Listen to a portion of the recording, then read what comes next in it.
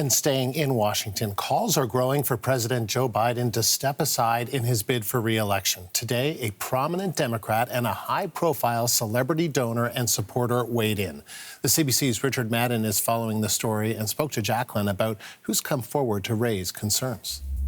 He's a very well-known actor, activist, and lifelong Democrat. George Clooney is the latest to call for President Joe Biden's exit about a month after he hosted a major fundraiser for him. Now, Clooney posted a scathing op-ed in the New York Times this morning. At first, he praised Biden's legacy, his record as president, but then dropped a bit of a bomb. I'm quoting here. He writes, "It's devastating to say it, but the Joe Biden I was with 3 weeks ago at the fundraiser was not the Joe big effing deal Biden of 2010. He wasn't even the Joe Biden of 2020. He was the same man we all witnessed at the debate." Now, Clooney is a big draw for Democrats. His last celebrity fundraiser raised some $30 million for the DNC war chest, so his calls for Biden to step aside could hurt the party's vital fundraising efforts for November's election. And Biden's troubles keep piling up. Overnight, the first Senate Democrat broke ranks, and he warned Biden will lose the election if he stays atop of their ticket. Michael Bennet, a senator from Colorado, stopped short of calling for Biden's ouster, but he's saying publicly what many Democrats said privately when they met yesterday to discuss Biden's leadership. His comments reflect the pessimistic mood of his colleagues who are worried that Biden could not only cost them the White House, he'll be a drag on down-ballot races, losing control of both chambers of Congress. Take a listen. Donald Trump is on track, I think, to win this election. And maybe win it by a landslide and take with him the Senate and the House. So for me, this isn't a question about polling. It's not a question about politics. It's a moral question about the future of our country. Now, if Democrats lose the Senate, they'll lose the power to appoint Supreme Court judges, and they're warning Republicans will stack the bench with far-right conservatives. And that is their latest rallying cry to their base on the campaign trail, as Democrats are really trying to put the spotlight on issues and turning the focus away from Biden's age, health, and vitality. Take a listen. If the Supreme Court says the laws do not apply to Donald Trump, if people like Mike Pence are not around to stand up to him, and if extremists in Congress continue to bow down to him, our last defense, our last line of defense is the ballot box. Now, all week, Biden has been on aggressive public pressure campaign, saying he is not stepping down and urging Democrats to unite and move on. But these simmering concerns have not gone away. In fact, this morning, one of the most respected Democrats who carries a lot of clout in the party, Nancy Pelosi, dodged a direct question if she supports Biden's re-election bid. Watch this. As long as the president has it's up to the president to decide if he is going to run. We're all encouraging him to make that decision because time is running short. I think overwhelming support of the caucus. It's not for me to say. I'm not the head of the caucus anymore. But he's beloved. He is respected, and people want him to make that decision. Now, Pelosi went on to say, urging her congressional colleagues to hold off on criticizing Biden until after he wraps up hosting the NATO summit and his press conference later this week. So the aftermath of Biden's disastrous debate performance continues. The party's divided, morale is low, and alarms are sounding heading into November. These past 2 weeks, we have seen a head-spinning turn of events. Democrats have been trying to make this election a referendum on Donald Trump, but instead, they've made it a referendum on Joe Biden. So we've been hearing a lot from Democrats there, Richard, but when you think about over these past 2 weeks, we haven't heard that much from Donald Trump. He did wade into things last night, though. Yeah, you're right. It is unusual for Trump to lay low and show restraint, but you know, Biden's troubles is the gift that keeps on giving for him. And last night, Trump held his first rally since the debate and challenged Biden to a round two, and saying it in full Trumpian style. Let's do another debate this week so that Sleepy Joe Biden can prove to everyone all over the world that he has what it takes to be president. But this time it will be man to man, no moderators, no holes barred.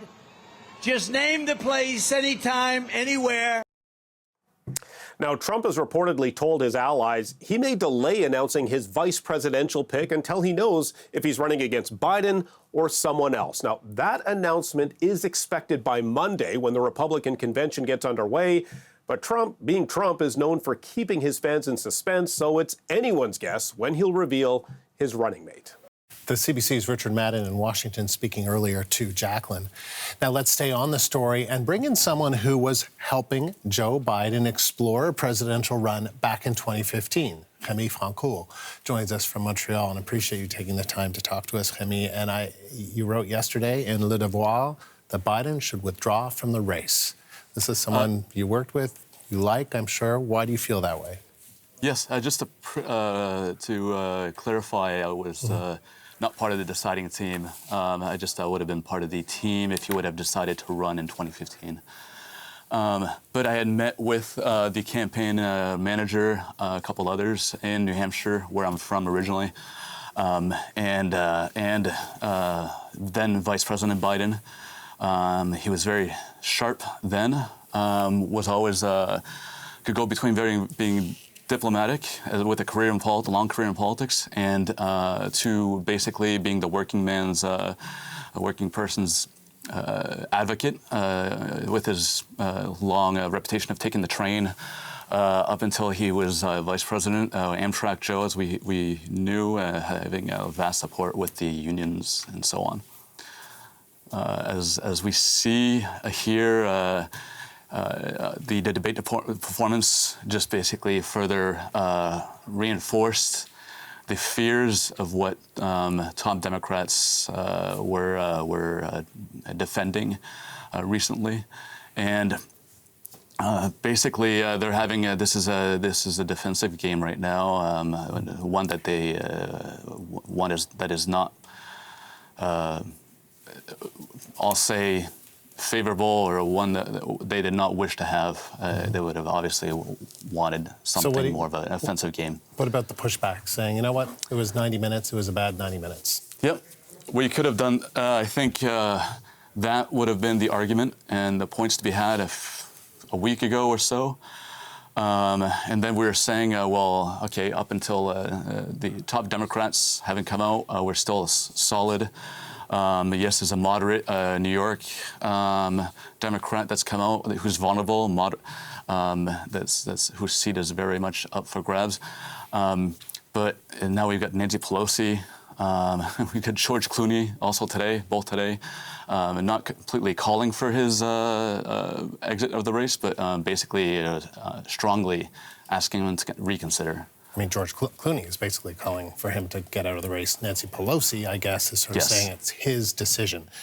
What do you make of Nancy Pelosi and her words around that he's beloved, he's respected, but this is a decision that he needs to make? Can you parse that?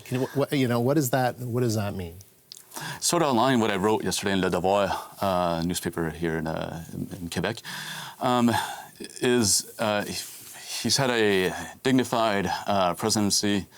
He's had clout with other countries, with other leaders, and still has regarded as having had a great presidency.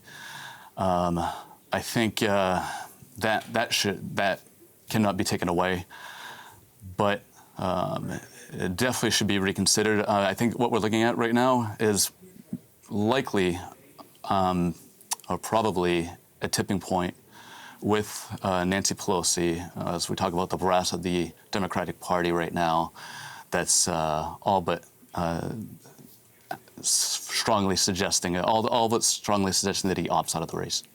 And why do you think that needs to happen? Is it based just on that debate performance? Is it based on how he's handled the last week? I mean, what is it exactly that makes you think? Is it because you just think he can't beat Donald Trump? Not solely on that. I think there's public perception and American politics, image perception is what drives most of it, often. And unfortunately, most undecided voters, working class, moderates, are looking for stability, which is what the opposite of what Trump has provided in the past and what he's symbolic of. Joe Biden had provided that in terms of stability, really the stability in the economy, stability in the message, and having a strong background that provides credibility.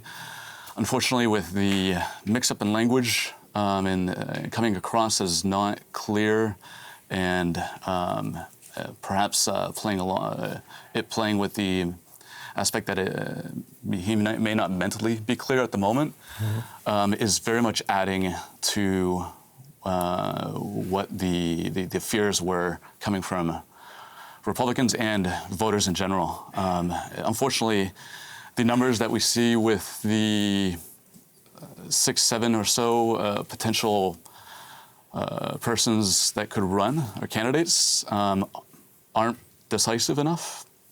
So there's no natural standard bearer that could take its place at the moment. Okay, so just why do you think it is that, at least until now, he's saying he's in it, the discussion is over? What is making him, so you know him, what's making him kind of have that position? I don't know him well. I met with him a few times over with his aides over breakfast and lunch in 2015.